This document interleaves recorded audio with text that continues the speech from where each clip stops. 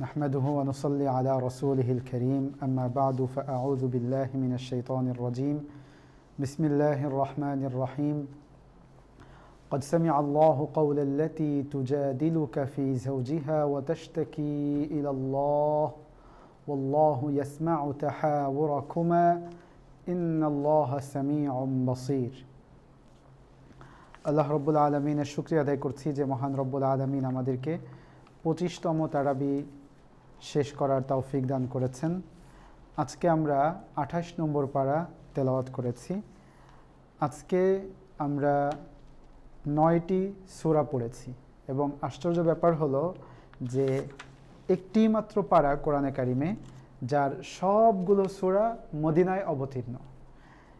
এবং আপনারা জানেন যে আল্লাহ নবী সাল্লাল্লাহু আলাইহি ওয়াসাল্লাম যখন সাহাবীদেরকে নিয়ে মদিনায় আগমন করেন তখন সেখানে এসেই তিনি সর্বপ্রথম একটি নবুয়তি রাষ্ট্রের ভিত্তি স্থাপন করেন।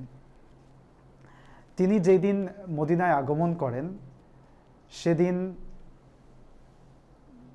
সাহাবা ইকরাম রাদিয়াল্লাহু আনহুম আজমাইনকে অনেক চ্যালেঞ্জ নিতে হয়েছে, কারণ ওই দিনটাতেই আবদুল্লাহ ইবনে উবাই ইবনে সালুল যে রাইসুল মুনাফিকিন পরবর্তীতে এবং ইহুদি এবং মুনাফিকদের সর্দার, তো তার হচ্ছে ওই দিনেই মুকুট পরানোর কথা ছিল যে সে মদিনাবাসীর রাজা হবে। কারণ মদিনাবাসীরা অনেক দিন থেকে চাচ্ছিল যে তারা রোম, পারস্য ইত্যাদি বড় বড় সাম্রাজ্যের মতন তারা একটা দেশ নিজেদের মাধ্যমে গঠন করবে, কিন্তু তাদের তো নেতা নাই। তো তারা চাইলো যে তাদের মধ্য থেকে একজন নেতা তারা নির্বাচন করবে। তো এই জন্য আবদুল্লাহ ইবনে উবাই ইবনে সালুল একদিক থেকে সে আহলে কিতাব এবং ইহুদি পণ্ডিত, তার শৌর্য বীর্য সব কিছুই দেখে তারা তাকে নির্বাচন করলো যে তাকে হচ্ছে তাদের রাজা বানাবে। তো এরকম একটা মুহূর্তে আল্লাহ নবী সাল্লাল্লাহু আলাইহি ওয়াসাল্লাম মদিনায় আগমন করলেন যে আবদুল্লাহ ইবনে উবাই ইবনে সালুলের মুকুটটাও রেডি। তাহলে কত কঠিন একটা পরিস্থিতি। ওই দিন আমরা সিরাতের কিতাবগুলোতে পাই যে আল্লাহ নবী সাল্লাল্লাহু আলাইহি ওয়াসাল্লাম যেদিন মদিনায় আগমন করেন সাহাবা ইকরাম রাদিয়াল্লাহু আনহুম আজমাইন এর বড় বড় নেতারা তারা হচ্ছে বাঘের পোশাক পরে মদিনার অলিতে গলিতে তরবারি নিয়ে দাঁড়িয়েছিল এবং তারা ঘোষণা করে দিয়েছিল যারা তার স্ত্রীকে বিধবা করতে চায় তারা যেন ঘর থেকে বের হয়। তো কোনো সংঘাত সেখানে হয়নি। আপনারা জানেন যে আল্লাহ নবী সাল্লাল্লাহু আলাইহি ওয়াসাল্লাম যখন মদিনায় আগমন করেন সেই আগমনটার মানে সৌন্দর্যটা এবং ইস্তেকবাল, তাকে যে ওয়েলকামিংটা, এটা একটা রাজাদেরকে যেভাবে ওয়েলকামিং করা হয় সেইভাবে তাকে অ্যাকসেপ্ট করা হয়েছে।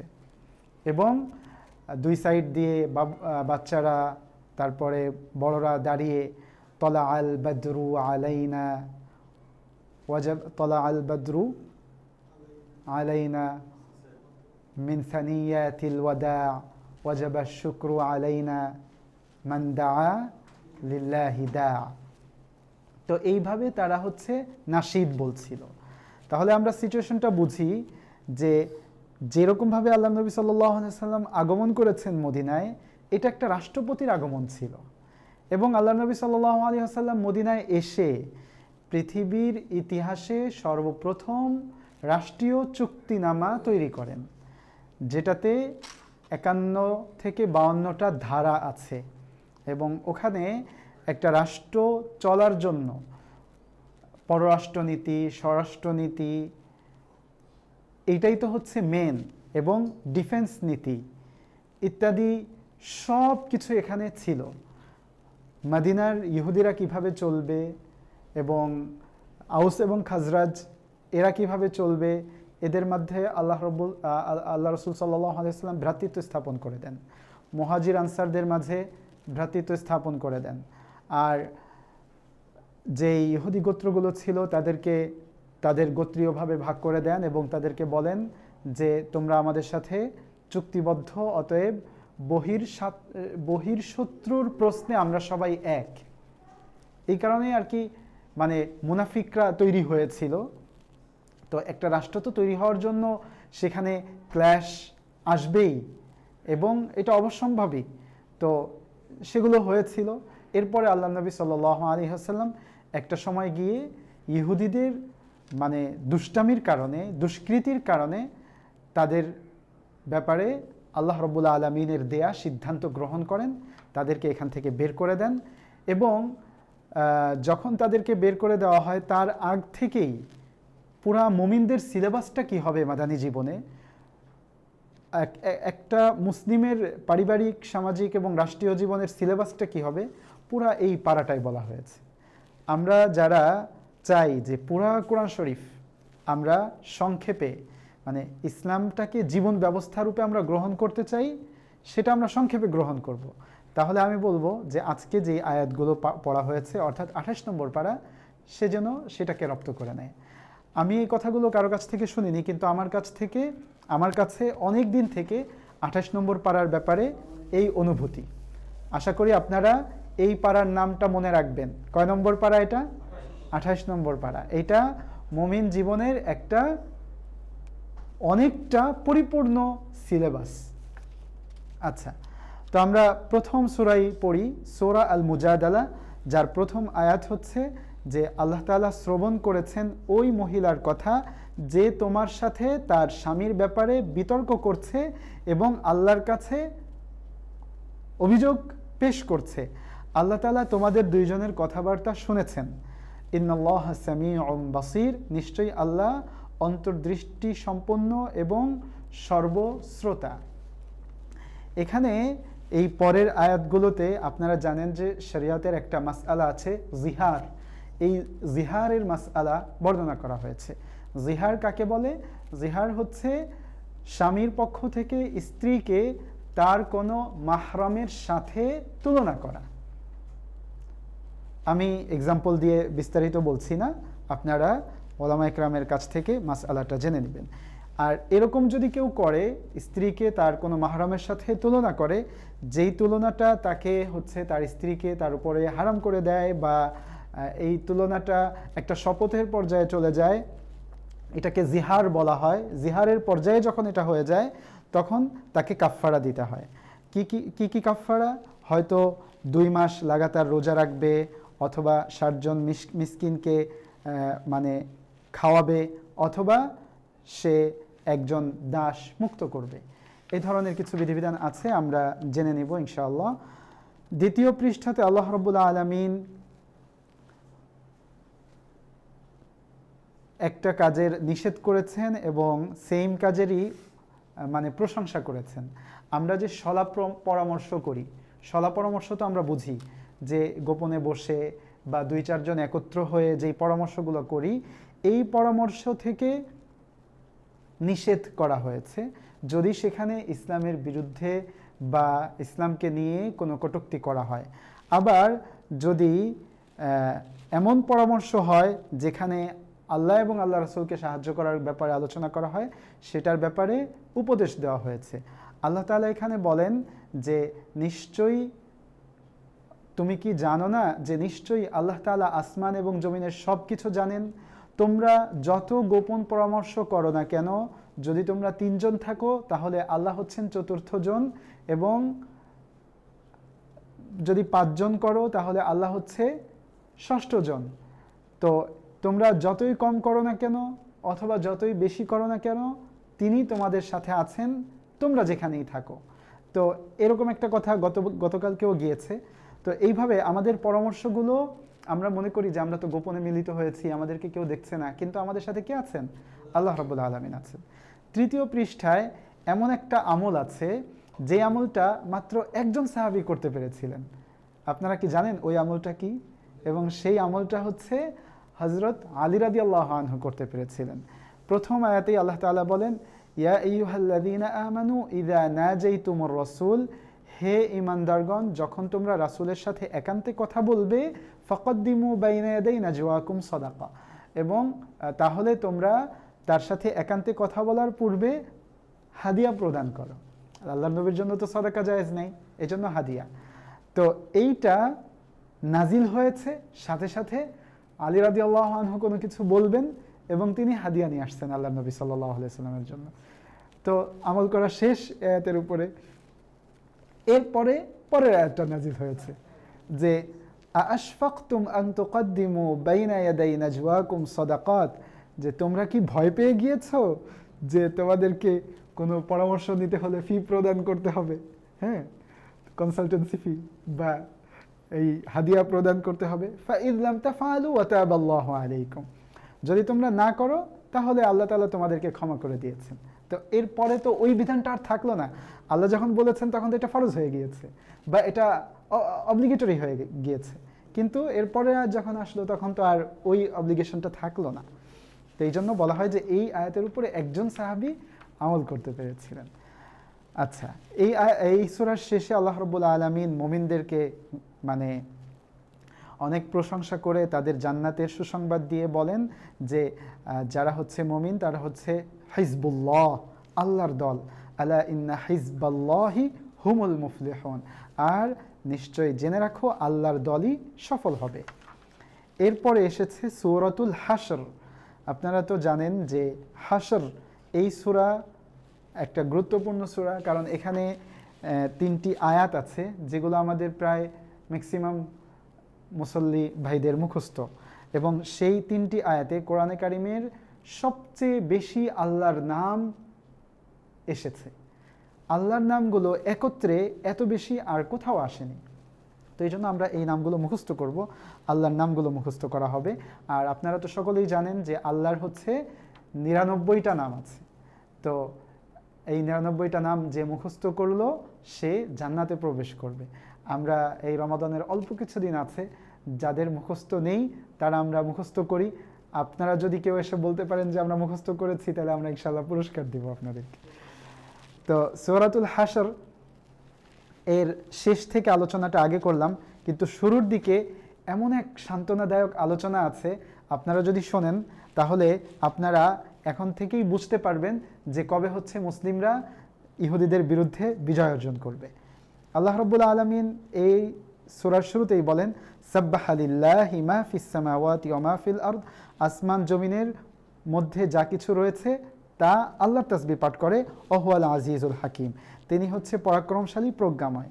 হুয়াল্লাযী, আর তিনিই সেই সত্তা যিনি আখরাজাল্লাযীনা কাফারু মিন আহলিল কিতাব, আহলে কিতাবদের মধ্যে যারা কুফরি করেছে তাদেরকে বের করে দিলেন, মিন দিয়ারিহিম, তাদের বাড়িঘর থেকে, লিআউয়ালিল হাশর, প্রথম হাশরেই বা প্রথম সমাবেশেই, মা যানানতুম আন ইয়াখরুজু, তারা ভাবেওনি, ধারণাও করেনি যে তারা তাদের দেশ ছেড়ে বের হয়ে যাবে।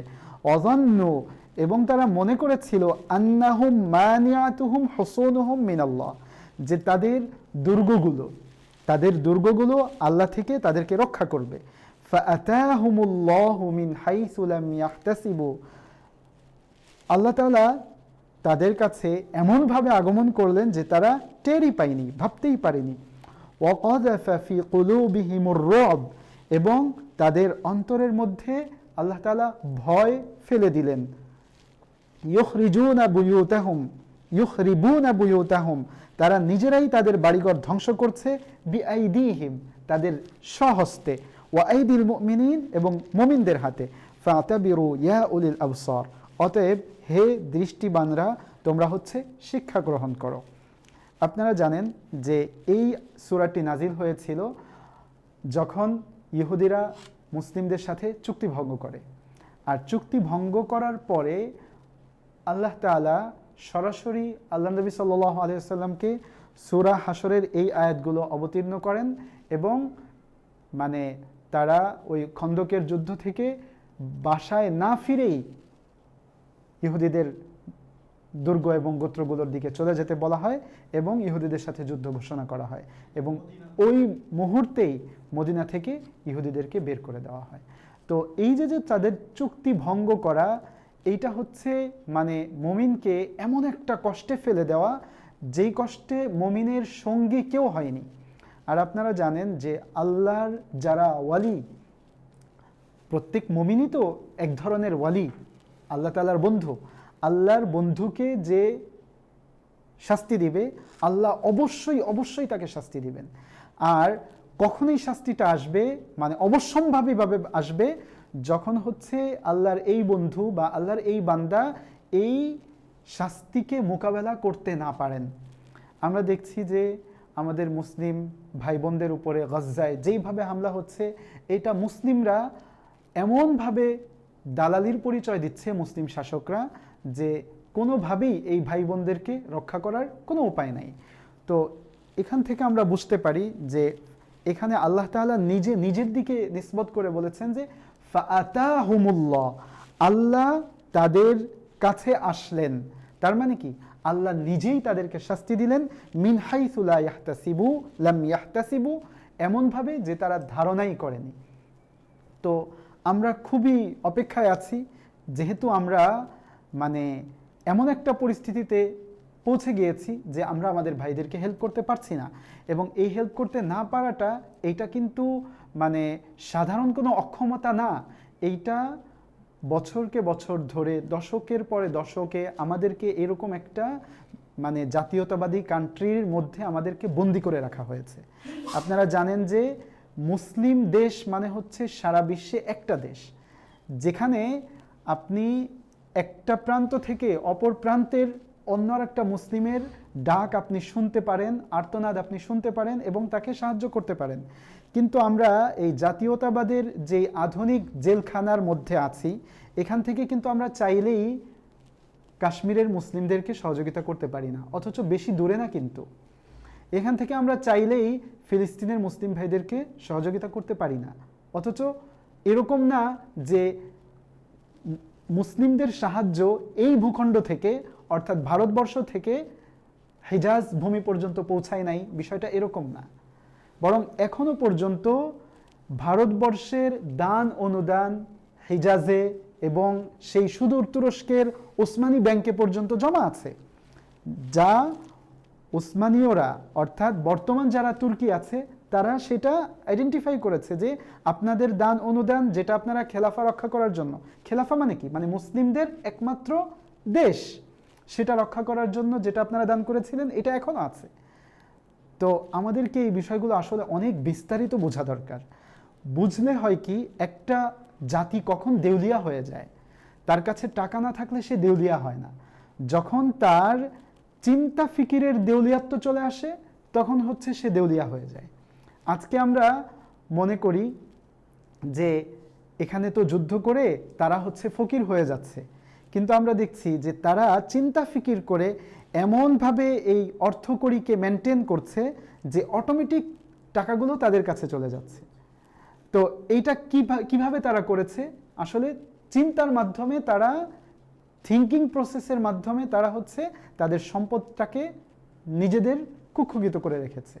তো আমরা হচ্ছে মানে থিঙ্কিংয়ের দিক থেকে অনেক পিছিয়ে পড়েছি এবং এই দিক থেকে আমরা দেউলিয়া হয়ে গিয়েছি। আমরা কি ছিলাম, এখন কি আছি এবং কি করণীয়, এটা যদি আমরা আলোচনা করি তাহলে আমরা খুব শীঘ্রই বুঝতে পারবো এই বিষয়গুলো। তাহলে এখান থেকে বোঝা যাচ্ছে যে তারা যখন চুক্তি ভঙ্গ করেছিল, আল্লাহ তাআলা সরাসরি নির্দেশে তাদেরকে এখান থেকে বের করে দেওয়া হয়েছে। তখন কিন্তু বিষয়টা এরকম ছিল না যে মুসলিমদের অস্ত্র তাদের চেয়ে বেশি ছিল, এরকম কোনো ব্যাপারই ছিল না। ব্যাপার হচ্ছে, আপনি কি মনে করেন এখন মুসলিমদের অস্ত্রশস্ত্র কম আছে? আজকে বাংলাদেশের যে অস্ত্রগুলো আছে, বাংলাদেশের যেই মানে সেনাবাহিনী আছে, এগুলো কি মুসলিম ভাইদের সেনাবাহিনী না? এগুলো কি মুসলিমদের না? পাকিস্তানের যারা আছে এরা কি মুসলিমদের না? তারপরে সব মুসলিম কান্ট্রিতে যারা আছে এরা কি সবাই মুসলিমদের না? তাহলে আমরা এখন নিজেদেরকে ছোট কেন মনে করছি? আমার প্রশ্ন এটা, যে আমরা এত হীনমন্যতায় কেন ভুগছি? আল্লাহ তো চাইলেই পারেন আমাদেরকে মিজানটাকে পাল্টাই দিতে, দাড়িপাল্লা ঘোরাই দিতে পারেন আল্লাহ তাআলা। এই জন্য আমাদের মেন যে জায়গাটা আমি যেটা ক্লিয়ার করতে চাই, যে আমাদের বিশ্বাসের জায়গাটাতে দুর্বলতা চলে আসে, আমরা যেন বিশ্বাসের জায়গায় ঠিক থাকি। তো খুব সংক্ষেপে আমি বলি, ওয়ালাউলা আন কাতাবাল্লাহু আলাইহিমুল জালা, আর আল্লাহ যদি তাদের উপরে নির্বাসনকে অবধারিত না করতেন, তাদেরকে অবশ্যই আল্লাহ তাআলা আবার নির্বাসন করবেন, কারণ এটাও কোরআনের ওয়াদা। নির্বাসনকে অবধারিত না করতেন, এখানে কি বলা হয়েছে যে একবারই তাদেরকে নির্বাসন করা হবে পৃথিবীর কোনো একটা দেশ থেকে? না, আল্লাহ তাআলা তাদের জন্য নির্বাসনকে অবধারিত করে রেখেছেন। কাতাবা এটা হচ্ছে এমন একটা ভার্ব যেটা কুতিবা আলাইকুমুস সিয়াম, তোমাদের উপরে রোজাকে ফরজ করা হয়েছে। এখন রোজা যে ফরজ, এটা কি একবারই নাকি বারবার? তো কাতাবা, আল্লাহ তাআলা যে তাদের উপরে নির্বাসনটাকে অবধারিত করে দিয়েছেন, এটা কি একবারই হবে? আপনাদের কি মনে হয়? সূরা বানী ইসরাঈলে গিয়েছে, ওখানেও তো দুইবারের কথা আছে, দুইবার হয়েছে অতীতে, আর এখানেও আরেকবারের কথা হয়েছে, এরপরেও আরো হবে। এবং আল্লাহ তাআলা অবশ্যই মুসলিমদেরকে মুক্তিদান করবেন। লাআযাবাহুম ফিদ দুনিয়া, যদি তাদের উপর নির্বাসন না অবধারিত করতেন তাহলে দুনিয়াতে আরো বেশি শাস্তি দিতেন। সেই সময় খুব সন্নিকটে যে প্রত্যেকটা গাছ, প্রত্যেকটা পাথর, প্রত্যেকটা মানে দেয়াল ডেকে ডেকে বলবে যে ইয়া মুসলিম তাআল হুনাকা ইয়াহুদিয়ুন উকতুলহু, যে হে মুসলিম আসো, এখানে ইহুদি লুকিয়ে আছে, তুমি তাকে হত্যা করো। এটা তো আছে হাদিসে, এই সূরার ব্যাখ্যাগুলির মধ্যেই তো এই বিষয়গুলো এসেছে। আচ্ছা, তো আমরা এই জন্য মানে আল্লাহর ওয়াদার ব্যাপারে আমাদের ঈমান পরিপূর্ণ থাকতে হবে। সূরা মুমতাহিনার অর্থ হচ্ছে পরীক্ষা। ইমতিহান মানে পরীক্ষা, আমরা সবাই জানি। মুমতাহিনা মানে হচ্ছে পরীক্ষাকারী। এই সূরাকে কেন পরীক্ষাকারী বলা হয়েছে আমি আশা করব যে আপনারা সকলেই পড়বেন, কারণ সূরা মুমতাহিনার, আমি বলেছি এটা হচ্ছে একটা মুসলিমের সম্পূর্ণ সিলেবাস। সূরা মুমতাহিনাটা এমন একটি পরীক্ষা যে আপনি প্রত্যেকটা আয়াত পড়বেন আর আপনি আপনার ঈমানের পরীক্ষা দিবেন। আপনি শুধু অর্থ পড়লেই হবে আর ভাববেন যে এই প্রত্যেকটা নির্দেশনায় 10 করে মার্ক দিবেন।